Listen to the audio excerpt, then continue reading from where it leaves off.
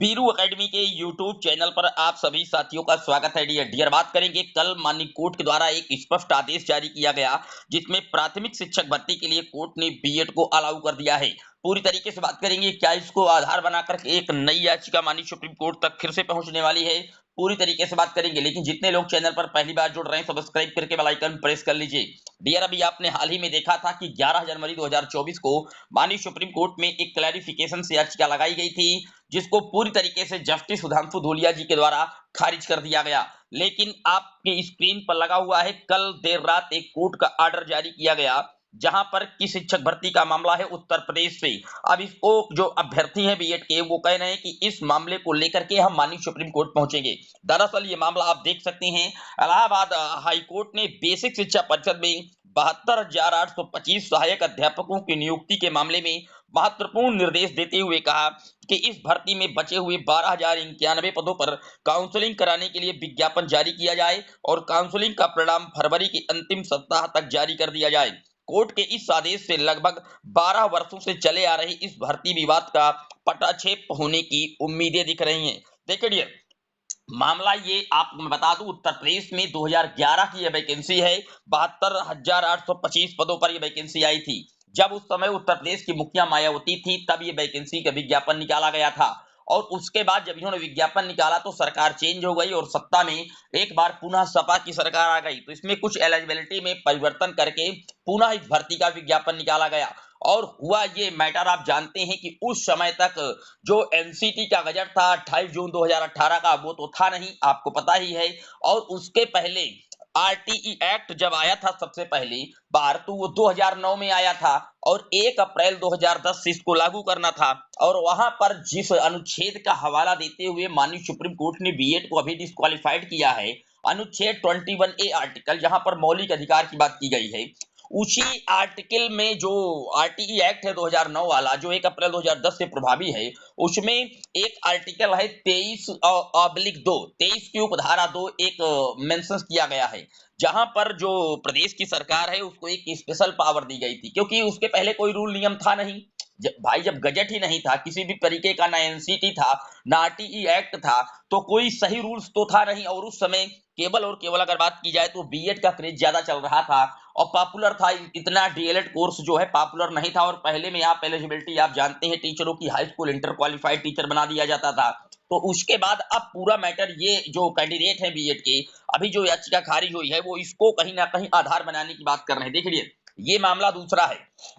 यहाँ पर उस समय आरटीई एक्ट के अकॉर्डिंग, चूंकि केंद्र सरकार की सहमति और एनसीटी का जो गजट आया था, सबसे पहली बात वो 23 अगस्त 2010 को आया था, सबसे पहली बात जो गजट आया था, वहां पर अब किसी राज्य में पर्टिकुलर डीएलएड या आप कहें बीटीसी के जो कैंडिडेट है वो कम होते हैं, तो केंद्र की शक्तियों के इस्तेमाल से जो एनसीटी ने को पावर अप्रूव किया गया था, उसके इस्तेमाल से और अनुच्छेद 23 की उपधारा 2 के तहत राज्य सरकार को सिर्फ एक बार पावर है कि वो अपने यहाँ अपने विवेक से जो शिक्षक भर्ती हैं वहां पर अपनी शक्ति या क्वालिटी एजुकेशन या किसी तरीके से आप कहें तो इंक्लूड कर सकती है बीएड को। और ऐसा इसी कारण बस अभी बिहार में हुआ था, आपने देखा।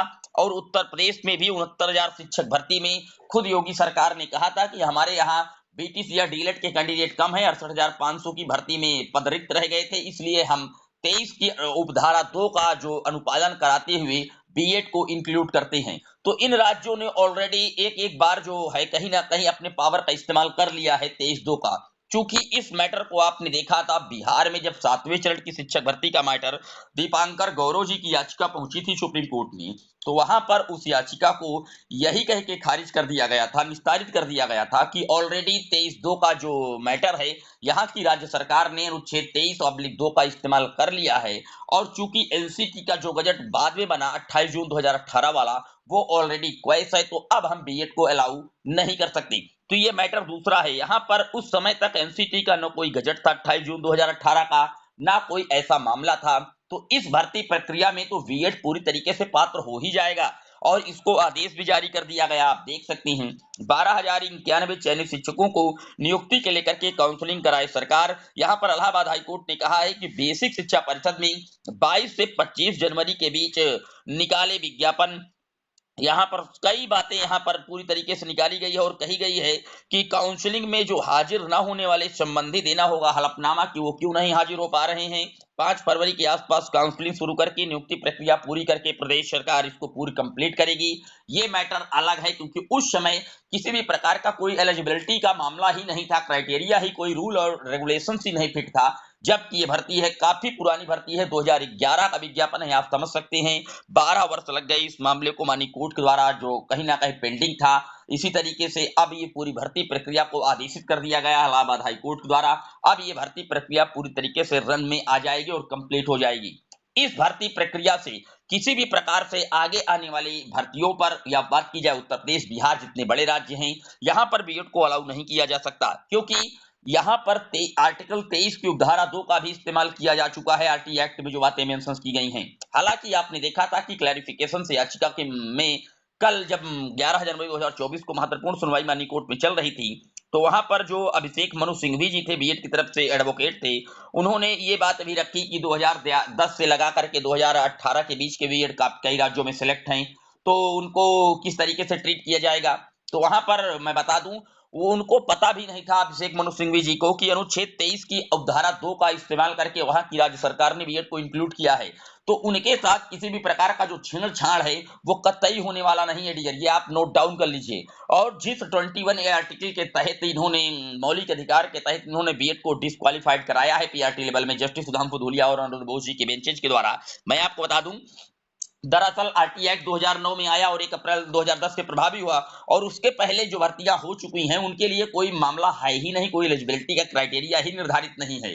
उस समय आप जानते हैं कि हाई स्कूल पास को पीआरटी लेवल में टीचर बना दिया जाता था और इंटर को पीआरटी लेवल में बना दिया जाता था। तो इस तरीके से आप पूर्व की भर्तियों को इस तरीके से चैलेंज नहीं कर पाएंगे। ये कई बात माननीय सुप्रीम कोर्ट के द्वारा कहा गया है। तो फिलहाल इस जो शिक्षक भर्ती अब उत्तर प्रदेश में ये 12,091 पदों पर माननीय इलाहाबाद हाईकोर्ट के आदेश पर होने जा रही है। इस भर्ती प्रक्रिया से कहीं न कहीं बीएड प्राथमिक में अलाउ नहीं होगा, बल्कि जो ये भर्ती होने जा रही है, ये भर्ती पूरी तरीके से हो जाएगी क्योंकि उस समय एलिजिबिलिटी का क्राइटेरिया कुछ और था। और सबसे पहली बार जो बजट आया था, जो पावर दी गई थी एनसीटी को, वो 23 अगस्त 2010 को अप्रूव किया गया था और उसमें उसी के साथ जो आरटी एक्ट था 2009 वाला, उसमें भी 23 की 2 उपधाराओं को सरकार को कहीं न कहीं पावर दी गई थी, लेकिन वो पावर का इस्तेमाल राज्य सरकार सिर्फ एक बार ही कर सकती है क्योंकि जहां पर ऑलरेडी डीएलएड के कैंडिडेट कम है जिस राज्य में, वहां पर एक बार बीएड को अलाउ करके किया जा सकता है। 5 साल के लिए वो सिस्टम होता है, आप जानते ही हैं। और उस तरीके से जितने बड़े राज्य हैं उन्होंने ऑलरेडी इस तरीके का जो अपने कहीं ना कहीं पावर है उसको पहले से इस्तेमाल कर लिया है। चाहे उत्तर प्रदेश की बात की जाए, छत्तीसगढ़ की बात की जाए, मध्य प्रदेश की, राजस्थान की, जहां जहां पर भाई पहले की भर्तियां हो चुकी, जहां पर बीएड इंक्लूड है, वो सेम अनुच्छेद 23(2) का ही उन्होंने प्रयोग करके इस्तेमाल करके बीएड को अपने यहाँ पूरी तरीके से कहीं न कहीं पात्र करवा लिया था। तो फिलहाल इस शिक्षक भर्ती से अगर आप सोचे कि सुप्रीम कोर्ट में पुनः एक नई याचिका पहुंच करके और हम बीएड को लागू करा लेंगे प्राथमिक में, तो वो पूरी तरीके से निराधार है। इस भर्ती प्रक्रिया का माननीय सुप्रीम कोर्ट में एलिजिबिलिटी से कोई लेना देना नहीं। ये पुरानी भर्ती का विज्ञापन है। निश्चित तौर पर 12,091 जो कैंडिडेट हैं इनको जल्द से जल्द उत्तर प्रदेश के प्राथमिक विद्यालयों में नियुक्ति पत्र मिल जाएगी, इसमें कोई दो राय नहीं है। इसके संदर्भ में इलाहाबाद हाईकोर्ट ने उत्तर प्रदेश की राज्य सरकार को आदेशित कर दिया है कि आपको बाकायदे जो बड़े-बड़े पेपर्स हैं वहां पर 22 से 25 जनवरी के बीच में इसका विज्ञापन निकालना होगा और उसके बाद जो काउंसलिंग इत्यादि है 5 फरवरी से वो स्टार्ट करनी होगी और उसके बाद जो इनको नियुक्ति पत्र है वो वितरित कर देना होगा। तो यहाँ पर आप देख सकते हैं इलाहाबाद हाईकोर्ट का ये आदेश है। यहाँ पर एक ही बात शिक्षा मित्रों को भी कही गई है कि शिक्षा मित्रों को सम्मानजनक मान दे सरकार, क्योंकि इसका भी मामला शिक्षा मित्र भी लगातार आप जानते हैं कि पूरी तरीके से कोर्ट पर घूम रहे हैं और बीएड को बाहर निकलवाने के लिए जो उत्तर प्रदेश 69,000 शिक्षक भर्ती हुई है, वहां पर भी इन्हीं की एक याचिका गुड्डू सिंह के नाम से जो याचिका दायर की गई है माननीय सर्वोच्च न्यायालय में, वो भी शिक्षा मित्रों की तरफ से है। चूंकि ये चाहते हैं कि हमको भी यहाँ पर इंक्लूड किया जाए क्योंकि इनको 24 नंबर का अतिरिक्त भारांक देने की बात की गई थी राज्य सरकार के द्वारा। लेकिन जब ये मिनिमम एलिजिबिलिटी तय कर लेंगे, यानी कि जब जो कट ऑफ निश्चित की गई थी 60-65 जब क्वालिफाइड होंगे तभी तो इनको 24 नंबर का जो आप कहें अतिरिक्त भारांक है वो प्राप्त हो पाएगा। तो इसको लेकर के इन्होंने एक याचिका लगा रखी है कि जब गजट क्वेस है 28 जून 2018 वाला, जिस गजट के अकॉर्डिंग बीएड आया था 69,000 में, तो अब इनको यहाँ से बाहर करिए और हम मेरिट को कम करिए, लो करके हमको 24 अंक का भारांक देते हुए प्राथमिक स्तर की शिक्षक भर्ती के लिए पात्र करिए और हमको सिलेक्शन दे दीजिए। ये मैटर इनका एक अलग पड़ा हुआ है और दूसरा ये अपने मानदेय को लेकर के भी लगातार माननीय कोर्ट में घूम रहे हैं। तो कोर्ट के द्वारा स्पष्ट तौर पर ये कहा गया है कि जो सम्मानजनक मानदेय है सरकार वो इनको दे। लेकिन फिलहाल जो शिक्षक भर्ती के 12,091 पदों पर काउंसलिंग का आदेश जारी किया गया उत्तर प्रदेश में, ये 72,825 शिक्षक भर्ती से रिलेटेड था। इसको आधार बना करके बीएड कैंडिडेट सुप्रीम कोर्ट में आगे की भर्तियों के लिए पात्र नहीं हो सकते, क्योंकि ये मैटर काफी पुराना है और उस समय तक एलिजिबिलिटी का कोई जो क्राइटेरिया था, कोई रूल फिक्स था ही नहीं, और इसलिए आप इसको आधार बना करके सुप्रीम कोर्ट में कोई याचिका नहीं लगा सकते। ना प्राथमिक स्तर में अब बीएड को कभी भी पात्र किया जाएगा, क्योंकि जिस तरीके से लगातार मामले पहुंच रहे हैं और सुप्रीम कोर्ट के द्वारा ऑलरेडी एक ही बात की जा रही कि 21A आर्टिकल के तहत हम अब 6 से 14 वर्ष के बच्चों के साथ मौलिक अधिकार का हनन नहीं कर सकते। बीएड से बेटर है डीएलएड। डीएलएड पीआरटी लेवल के लिए ही केवल बनाया गया 1 to 5 के लिए, इसलिए हम अब बीएड को ब्रिज कोर्स के साथ भी अलाउ नहीं कर सकते हैं प्राथमिक लेवल में। उम्मीद करता हूं सारे डाउट क्लियर हुए होंगे। चैनल पर पहली बार जुड़े, सब्सक्राइब कर लीजिएगा। जय हिंद, वंदे मातरम।